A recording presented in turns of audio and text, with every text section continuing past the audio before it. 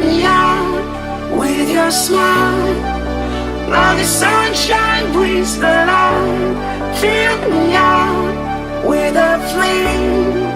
I will let you in this game. Halo teman-teman, ini adalah Volta 401 yang udah saya gunakan selama hampir mau 2 tahun teman-teman. Selama hampir mau 2 tahun ini udah banyak perubahan yang terjadi di motor listrik ini teman-teman. Kecuali di bodi ya teman-teman. Perubahan yang pertama di motor listrik ini adalah saya mengganti swing arm teman-teman. Untuk aksesoris aja sih teman-teman, bukan untuk fungsi lain ya. Swing armnya ini pakai aluminium full tebal tanpa rongga dalamnya. Jadi ini full blok aluminium yang dipotong oleh komputer atau pemotongan namanya CNC teman-teman. Swing arm ini warnanya gold untuk menyamakan dengan BLDC-nya teman-teman. BLDC yang saya gunakan itu adalah BLDC QS 3000 watt V4. Kemudian saya juga mengganti controller ke versi 360 ampere yaitu ND72360. Nah, bukan cuma itu aja, saya juga membeli tambahan 3 baterai teman-teman. 3 baterai itu saya fungsikan 2 baterai yang saya gunakan, kemudian 2 baterai lagi saya simpan buat cadangan di rumah. Jadi saya membuat sistem ganti baterai versi saya sendiri teman-teman. Nah teman-teman, karena controller ND72360 ini kalau overheat itu motornya akan ngempos teman-teman. Jadi saya tambahkan water cooling menggunakan water block, radiator 12 mm, pompa 12 volt dan juga tabung kecil teman-teman untuk mencegah terjadinya overheat pada controllernya teman-teman. Bukan cuma masalah mesin, saya upgrade juga masalah keyless atau kunci-kunciannya. Kunci-kunciannya sekarang udah pakai fingerprint teman-teman. Jadi saya nggak perlu bawa kunci atau remote yang tweet itu nggak usah. Saya cuman perlu menempelkan jari saya saja teman-teman untuk menyalakan motornya. Kemudian buat tambahan terakhir itu saya menambahkan indikator baterai teman-teman. Indikator baterai itu namanya coulometer. Jadi saya bisa lihat persentase baterainya yang lebih akurat. Kemudian arus yang masuk dan arus yang keluar, voltase dan sisa arus baterainya teman-teman. Dan juga saya mengubah speedometer ya, jadi full LCD gini teman-teman. Sebenarnya nggak terlalu penting sih, tapi ya lumayan lah. Speedometer ini bisa di custom ya, sesuai keinginan kita. Lebih ke speednya bisa di custom ya teman-teman. Nah jadi ini pakai ND72360. Ini water masih agak perbalatak sih kabelnya. Kabel yang terpakai, kabel RAM 2 dan beberapa kabel yang nggak kepake sih. Ini L sama resistornya yang nanti bakal nambah ke dashboard di situ. Bagian depan ini intinya. Terus saya pakai kabel ini USB Type C ya. USB 3.1. Emang agak berbatakan tapi so far aman sih. Di sini pakai water block ya teman-teman. Kayak sih seperti ini. Mana? Oke. Nah ini buat kabel MCB nya saya ganti.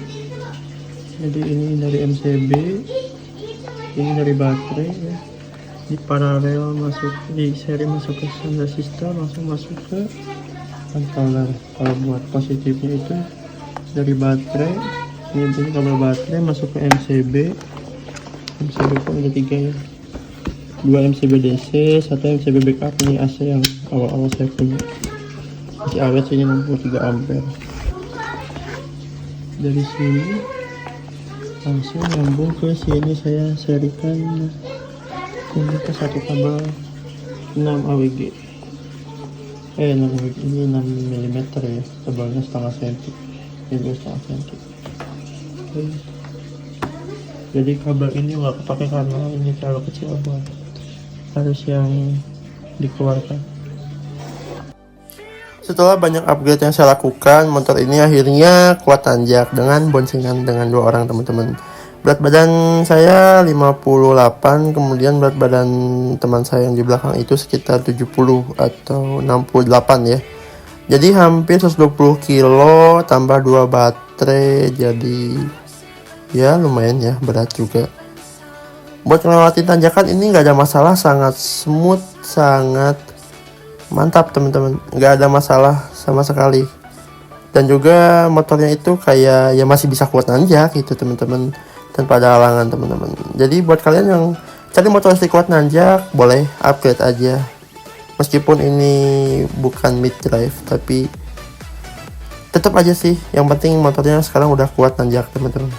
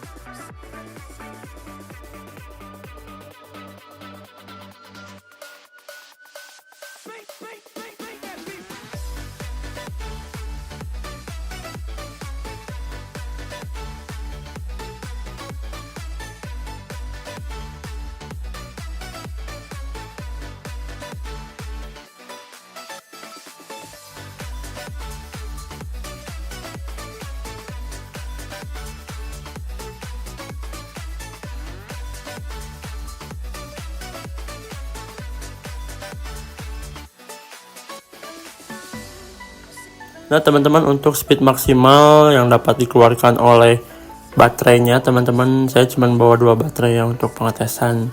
Itu maksimal di 91, 92 buat di speedometer ya teman-teman. Tapi kalau buat di GPS-nya itu di 87 teman-teman, itu mentok banget 87.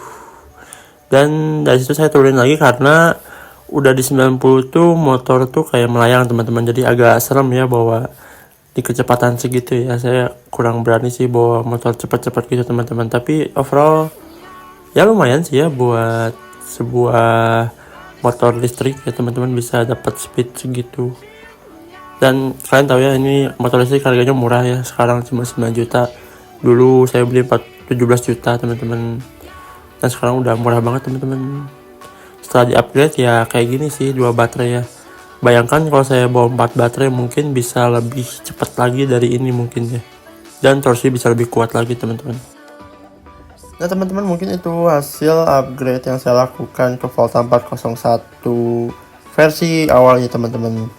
Mungkin kalau misalnya saya menggunakan baterai yang di luar SGB bisa dapat sih di atas 150 atau 140 bisa dapat sih teman-teman. Tapi sayangnya saya ingin menggunakan baterai SGB, tetap pakai baterai SGB karena hanya baterai aja yang tersisa di motor ini dan bodi ya teman-teman. Selebihnya udah saya ganti semua part-partnya, jadi ini full custom dari saya sendiri teman-teman. Mungkin masih banyak kekurangan ya, karena saya tidak punya background orang otomotif atau orang elektronik, jadi ya beginilah adanya motor listrik ya teman-teman.